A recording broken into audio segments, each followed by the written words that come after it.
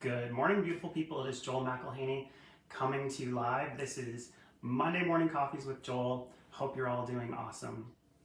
Let's talk about what's going on in the market.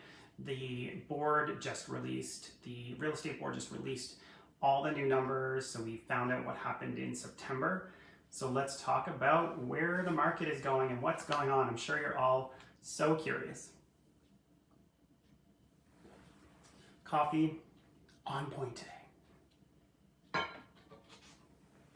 All right, so market activity in MLS slows as the summer turns to fall in St. John was the headline of the new information that came out from the board. So I'm going to quote our board president here.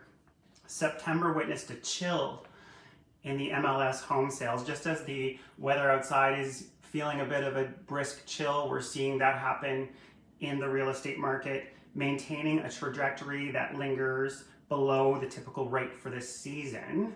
So a dip was also seen in the number of properties freshly listed on the market, coming in just beneath the month's historical average. Again, according to Kevin Donovan, St. John Real Estate Board, president of the St. John Real Estate Board. In addition, active listings, this is no surprise, have consistently come in lower than the usual figures for this time of year, marking the third successive month of decline. And so that's what's going on in the market. So let me tell you what those numbers actually are. So right now, the MLS Home Price Index composite benchmark price is 297,400. So 297,400 as of September, increasing 7.4% compared to last year in September. Now, the average price of homes sold in September in this market was $295,798, only down 0.5%, yes, from September of last year. This is the number I like to follow, the comprehensive year-to-date average price. That is the one that I use most often. So that comprehensive year-to-date average price was $305,704, up modestly by 3.4% from the first 9 months of 2022. I don't know if you recall though, last month it was 306,900 and something. So it is very much, not much, but just slightly down from last month by roughly $1,000. Not that much of a difference, but it is trending down, not up. So that's an interesting development for the comprehensive year-to-date average price. This is no surprise. Number of new listings fell 2.6%. That's 7 listings. So the margins are so tight here. From September of 2022, there were 262 new residential listings in September of this year, and this was the lowest number of new listings added in the month of September in more than 15 years.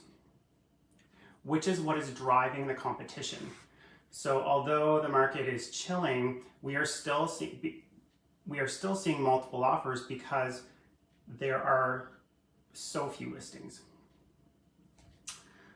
Active listings were 38.2 below the 5-year average and 61.8 below the 10-year average for the month of September. So that tells you right there. We're just still well below what the long-term averages are for new listings for this time of year. So months of inventory were numbered at 3 at the end of September, down from 3.3, which was recorded last year, and well below the long-run average of 7.7 months for this time of year. So months of inventory would be the number of months it would take to sell current inventories at the current rate of sales activity.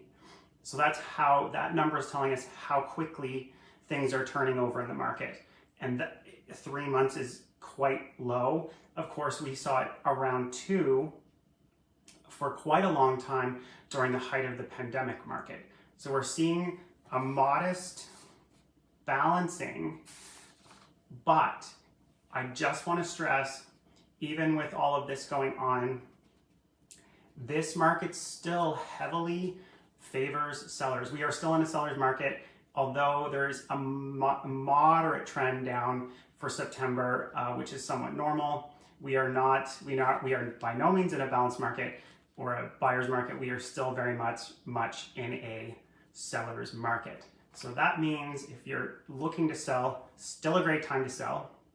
If you're thinking of buying, never before has it been more important for you as a buyer to have a realtor in your court that knows how to position you and your offer well in terms of a multiple offer scenario. And also looking at alternative areas that may not be in multiple offers or listings that have been sitting in a little longer. So as always, there's so much value in having a realtor working directly for you. If you have any questions, comments, or concerns, please let me know. And if there's any topics you'd like me to address, put them in the comments and I'll try to do that. Next week, I'll be talking about the average price in each neighborhood or sub-district, as we like to call them. So if you have a sub-district or neighborhood you'd like me to cover next week, put it in the comments and I will cover that next week. Okay, everyone, hope you have a wonderful week. And until I see you again, keep being awesome.